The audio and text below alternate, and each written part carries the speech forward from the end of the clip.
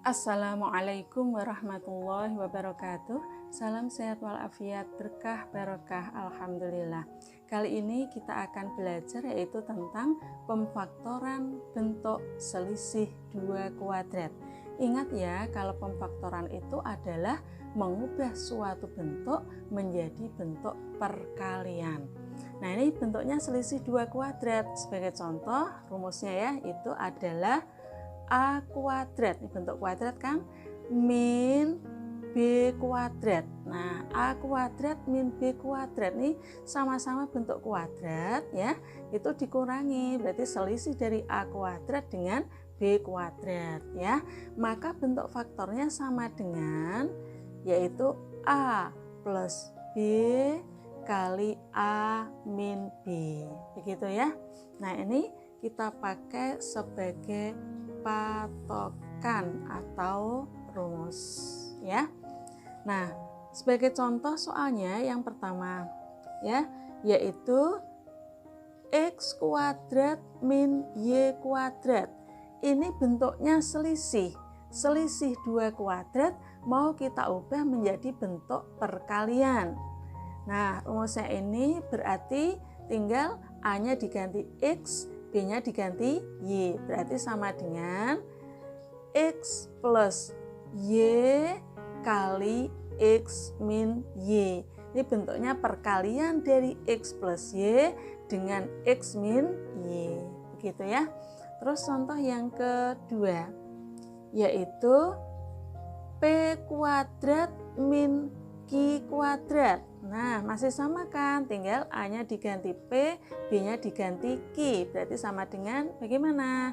Yaitu P plus Q kali P min Q. Paham ya? Terus yang ketiga, sebagai contoh yaitu 4A kuadrat min 9B kuadrat. Nah, kalau seperti ini bagaimana? Apakah 4A kuadrat itu bentuknya kuadrat? Ingat bahwa 4 itu kuadrat dari 2. Jadi bentuk 4A kuadrat boleh kita tulis begini, 2A kuadrat. 2A dalam kurung kuadrat, berarti kan 2 kuadrat 4A kuadrat, gitu kan? Min 9 juga bilangan kuadrat, maka 9B kuadrat bisa kita tulis 3B dalam kurung kuadrat. Karena 9 itu sama dengan 3 kuadrat ya. Nah, ini bentuknya berarti menjadi selisih 2 kuadrat, yaitu kuadrat dari 2A dikurangi kuadrat dari 3B. Maka ini nanti rumusnya tadi kan ini ya, A plus B kali A min B, berarti A-nya diganti 2A, B-nya diganti 3B. Jadi sama dengan bagaimana? 2A plus 3B, ini faktor yang pertama. Faktor yang kedua menyesuaikan, maka sama persis seperti faktor yang pertama, cuman plusnya diganti min, berarti kali 2A min 3B. Sebenarnya boleh dibalik ya ini ya, misalnya A plus B kali A min B menjadi A min B kali A plus B. Demikian ini berarti 2A plus 3B kali 2A min 3B boleh dibalik. 2A min 3B nya di depan. Gitu ya. Nomor 4. Nomor 4 misalnya begini. 25P kuadrat dikurangi 49Q kuadrat. Nah, 25 apakah bilangan kuadrat? Iya, yaitu kuadrat dari 5. 49 apakah bilangan kuadrat? Iya, yaitu kuadrat dari 7 ya. Nah, maka boleh kita tulis seperti ini boleh atau langsung juga boleh ya. Kita tahu bahwa 25 itu kuadrat dari 5. Maka nanti di sini 5P gitu. Nah, plus 49 itu kuadrat dari 7, berarti 7Q. Ini faktor yang pertama. faktor yang kedua kan tinggal menyesuaikan sama dengan faktor yang sama, cuman plusnya diganti min, berarti kali 5P min 7Q. Begitu ya. Sekarang yang nomor 5. Contoh nomor 5 yaitu 8K kuadrat min 32L kuadrat. Nah, sekarang perhatikan ya, ini K kuadrat, L kuadrat, bentuknya sudah kuadrat. Tapi 8, apakah bilangan kuadrat? Bukan. Apakah 32 bilangan kuadrat? Bukan juga. Berarti ya, kita uraikan dulu atau kita faktorkan dulu dengan menggunakan sifat distributif. Keluarkan FPB-nya. FPB dari 8 dengan 32 adalah 8. Berarti 8 kali, ya kan? Apa? 8 kali berapa supaya ketemu 8K kuadrat? Yaitu kali K kuadrat. 8 kali K kuadrat, 8K kuadrat min 8 kali berapa supaya ketemu 32L kuadrat? Tentu saja 8 kali 4 kan 32 ya, L kuadrat.